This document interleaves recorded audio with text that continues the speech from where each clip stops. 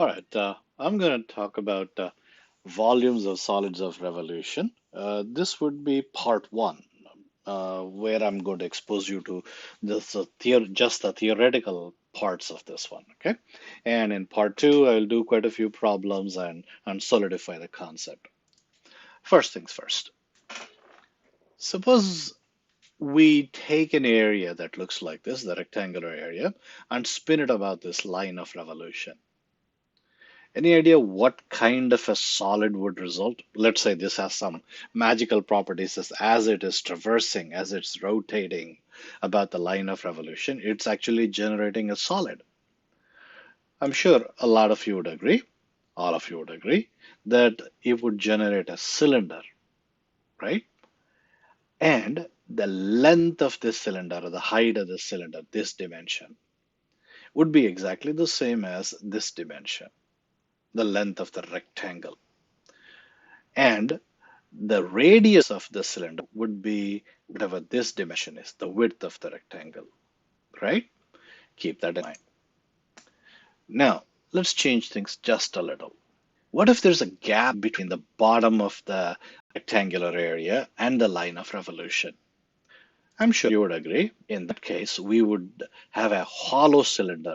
That means you have a nice solid cylinder into which you drilled a circular hole all the way through. What's the radius of the outer cylinder? That is the outer radius of this hollow cylinder. That would be the distance from this line of revolution to the top point of this rectangle.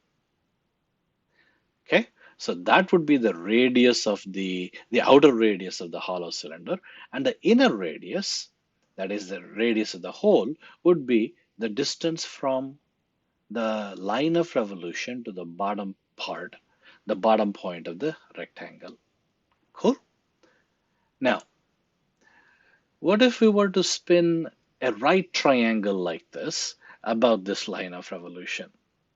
And I'm sure you would agree, we would get a cone, right? The radius of the cone would be this dimension. The radius of the cone, this one, would be equal to this dimension. And the slant height of the cone would be this per the hypotenuse of the right triangle. Okay. Now, we're looking at some simple figures like this because eventually our objective is not to just look at areas that are nice and rectangles and triangles, but instead, what if we were to have two curves, some y equals f of x curve and another y equals g of x curve, and we are spinning the area between those two curves about a certain line of revolution. We are slightly less interested in the shape of that resulting solid. We are more interested in the volume of that solid. And that's what we're going to find. So, in order to be able to do something like that, we need to find what happens in a situation like this. For example, we have a thin itty bitty rectangle. It's pretty long compared to its thickness. And that is, there's a gap between these two, between the bottom of that rectangle and the line of revolution. And this is spun around. Well, it's kind of like that hollow cylinder, would you agree? The only difference is it's a little bit on the thinner side. Well, that would produce a washer.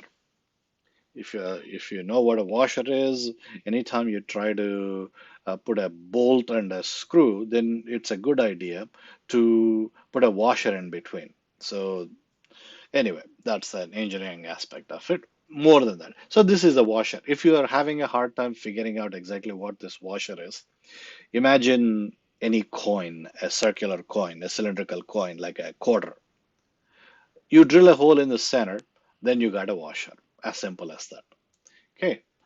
And that washer would have an inner radius and an outer radius. Okay. And if you actually see this washer from the side, then you would see that they are perfect circles with the inner inside a circle having a radius of r sub I. The I is supposed to be inner radius. It is supposed to be inner, and r is the radius, and r sub o is the outer radius. Okay. Now the question is, what is the volume of this washer? Well, volume of the washer is area of cross section. What do I mean by area of cross section here? You see this circle? That area minus this hollow area. That gives you what is called the annulus, the area of the annulus or the ring area. So that is the area of cross section here times the thickness, that thickness of the washer, which is the same as this thickness that you see, the T value.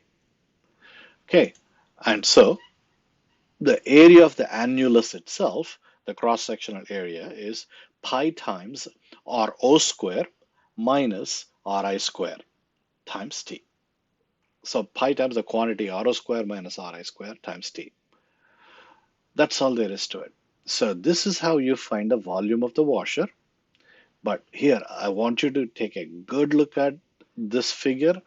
Remember this figure and remember the formula for the volume of the washer and also exactly what this R sub I and R sub O are and what T is. Okay, let me repeat that part. R sub I is the distance from the line of revolution to the closest point on the rectangle, whereas R sub O is the distance from the line of revolution to the farthest point on the rectangle. On purpose, I'm not stating this as R sub I is the distance from the line of revolution to the bottom of the rectangle. Well, what if the situation is that the line of revolution is up above this rectangle? In that case, R sub I would be the distance from that line of revolution to the top point of the rectangle. And R sub O would be all the way to the bottom from that line of revolution to the bottom in that case. So that's why I'm being clear about uh, the R sub I is the distance from the line of revolution to the bottom of the rectangle, R sub O from the bottom from the line of revolution to the top of the rectangle. Keep that in mind. And like I said, the volume of the washer itself, the formula is pi times RO square minus RI square times T.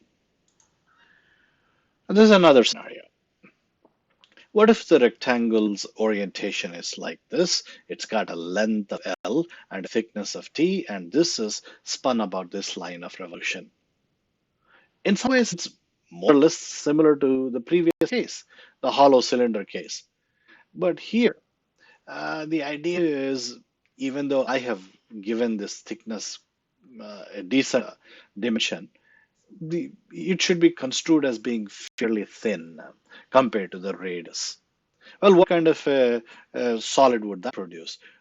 It would produce something like a soup can, okay, or a Coke can. The thickness of the Coke can is small, but the radius is significantly large compared to the thickness. So that's the kind of solid you would get, and mathematicians and engineers would call such a thing as a shell. Okay.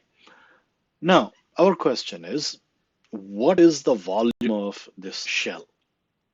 And there are a couple of ways to finding the volume, but here's one way.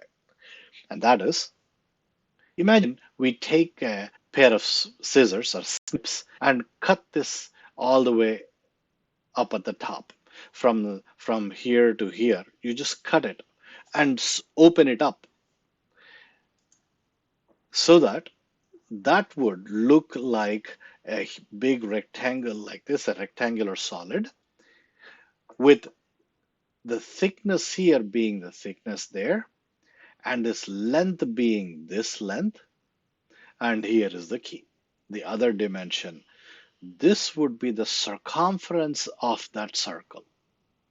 And the circumference of this circle is 2 pi times the radius, 2 pi r. And that's what you're seeing. So when you snip this and and flatten it out and make it into a rectangle, it looks like this. Now, the volume of this shell is nothing but the volume of this rectangular solid that you see here. Well, the volume of this is fairly straightforward. 2 pi r times L gives you the cross-sectional area multiplied by the thickness. You got the volume of the washer. All right. So the key things to remember is in a situation like this, when you have a shell, R represents the distance from the line of revolution to the rectangle. The distance from the line of revolution to the rectangle. Now, obviously, some of you immediately have a question in your head, right? That is, hey, what do you mean by distance to the rectangle? Which part of the rectangle? The thing is, R value compared to the thickness is much larger. So it really doesn't make a whole lot of a difference whether you're measuring it at the bottom edge of the rectangle or the top edge of the rectangle or the middle of the rectangle. So it doesn't matter where you measure it to. I happen to show it as something from the line of revolution to the bottom of the rectangle, but it doesn't have to be. Any part of thickness of the rectangle, if you were to measure the radius to, is perfectly fine. Okay. All right, that's the first thing. That's one of the things you must remember. And also, this volume of the shell is given by 2 pi r LT. That's all you need to know.